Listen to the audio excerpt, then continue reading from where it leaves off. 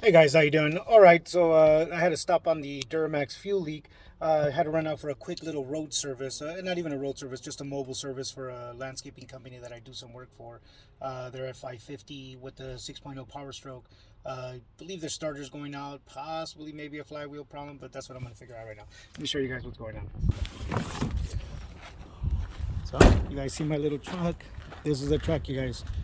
Let's check it out.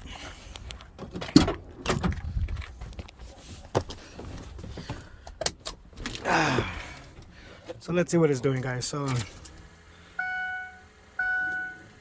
he says it makes a little bit of noise after a few times of starting it, sometimes when it gets hot. Let's check it out.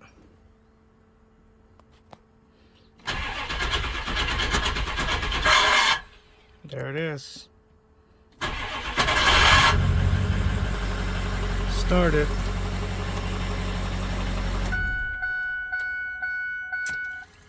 One more time, guys. See if you guys can hear it.